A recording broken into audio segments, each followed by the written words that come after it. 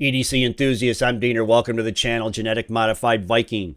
Today we're just going to do a quick review of a knife, and here it is right here.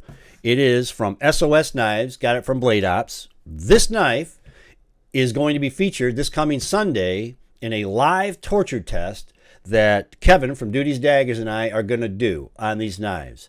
And it's pretty brutal what we're going to do. I know you've seen other torture tests online. Microtech has done them. Spyderco has done them, several. Cold Steel. We're not going to do necessarily all of the tests, combining all of those, but we got a pretty rigorous torture test schedule, and I'll go over that here in a minute. But I wanted to just cover the term SOS. I thought it was kind of interesting. I had heard long ago that SOS stands for Save Our Ship or Save Our Skins. And it was just kind of accepted. That's save our ship. That's what it means. And then it was subsequent to that I'd heard that, well, that wasn't necessarily true. And so you don't think about it on a regular basis. But being we're going to torture test a knife from SOS Knives, I figured, what the hell? I'll do a drill down. So I did. And if you go online and you wiki this, SOS originated in German government maritime radio regulations adopted effective April 1st, 1905. So originated from the German maritime government regulations. It became a worldwide standard when it was included in the service regulations of the first International Radio Telegraph Convention signed on the 3rd of November, 1906, which became effective on July 1st, 1908. And the reason why it was an international radio telegraph communication agreement, it was such that despite the country of origin, if there was another ship that heard the signal SOS, it was understood that the ship is under distress and that they need some help or assistance or they need to be rescued. So whether it was an Italian ship being heard by a Portuguese ship or a German being heard by an American ship, everybody understood this ship's in trouble and they need help. So it was a term, SOS, that was adopted so that there was clear communication that the ship needed help. So that, but here's the other thing. If you take, because it originated, the SOS originated from the country of Germany. But if you take the translation, Save Our Ship, as an example, the translation is Retta unser Schiff. So there is no SOS even in there to stand for that. And then further, if you look at True Origination and Meaning website, it says the truth is that it doesn't stand for anything. It's simply that the SOS symbols in Morse code are the most easily distinguished letters. So that's all it was chosen for, is the ease of being able to distinguish these from other Morse code symbols that represent letters. So that's it. That's what it's all about. There is no Save Our Ship or any of that. And so that's that. So I thought it was kind of interesting. So now we'll get right over to the knife. Here it is, the SOS Knives. This is the packaging, kind of basic. It's $100, right? It's $100 knife. And I'm really looking forward to Sunday to putting this thing through its paces. Now, our goal is not to destroy this thing. However, and when I share with you what we're going to do to it, it could very well explode. But we'll see, right? We're going to do only what other knife makers do to their knives. So here it is, the SOS Knives, basic box. And when I opened this thing up for the first time, I was kind of caught back, and you'll see why. Does that look like a knife to you? I'm going to guess your first impression is no, it doesn't. And that was mine as well. But here it is. And it is, in fact, a knife. It is the pouch. And there it is.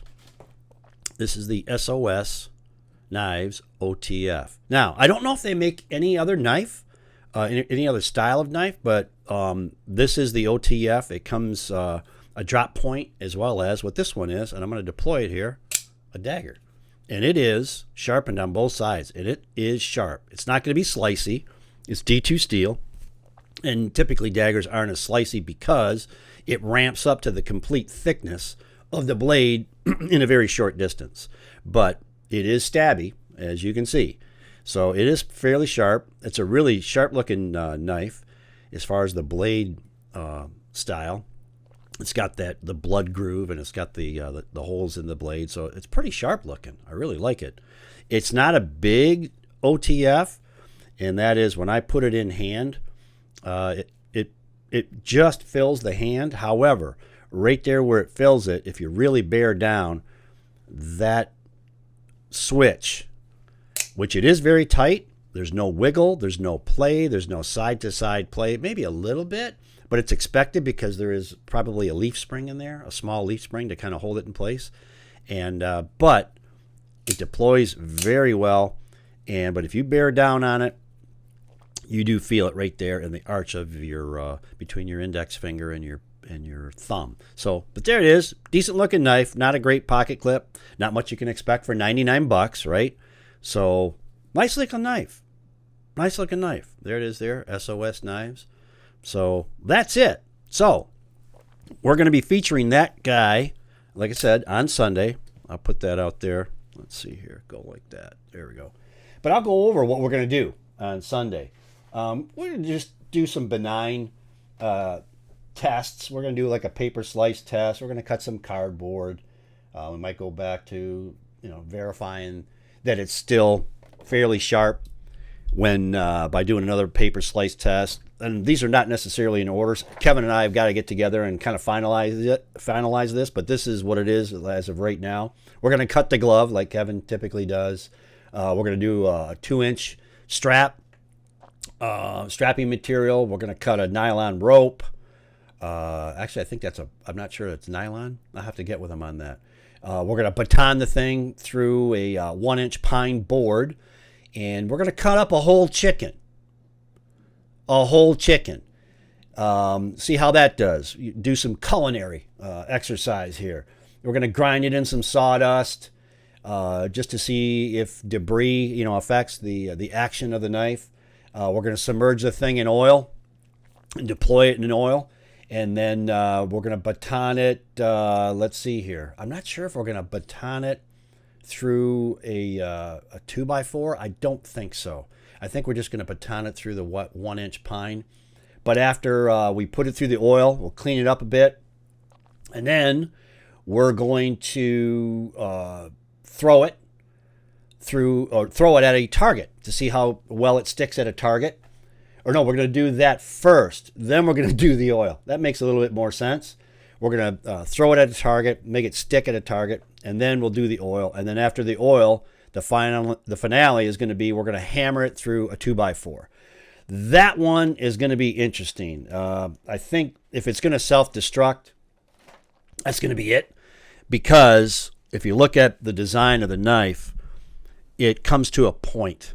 Okay, so when we're hammering this thing down, the brunt of the impact in pounds per square inch is going to be right on the tip of that handle. So, and the thing is the end of it's not perpendicular to the way that the blade is. So if you hit here, it's going to tend to do this. If you hit here, it's going to tend to go that way. So we're kind of forced to really pound down right on that point to get it to drive straight.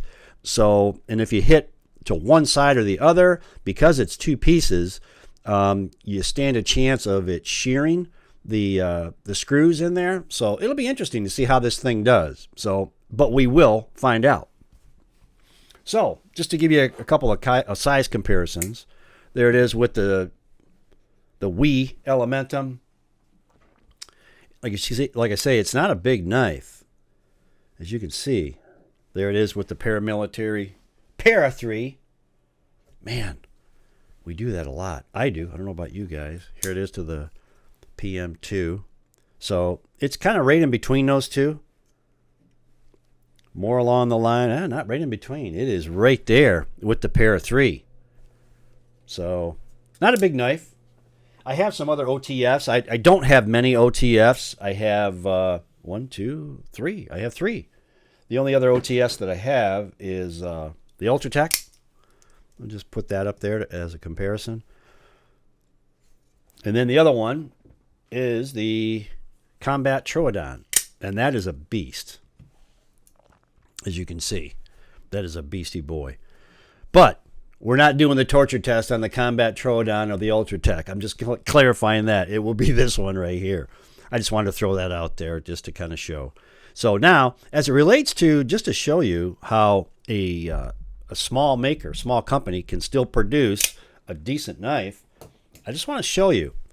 This has never been through any major cutting, okay? It was originally purchased just kind of as a grail knife some time ago, a couple years ago, 3 years ago, and it has been in my John Wick crate, where I have the knives that are used on the John Wick movies, as well as some of his weapons. I have a video that I did on that. It's kind of a project in progress, and I'll update it on a regular basis. But I just want to show you. Listen to this. There is plenty of wiggle. You can even see the wiggle, the side to side of that button. It's sad. I mean, it really is sad for a knife this is like a $300 knife. Here's the $300 knife.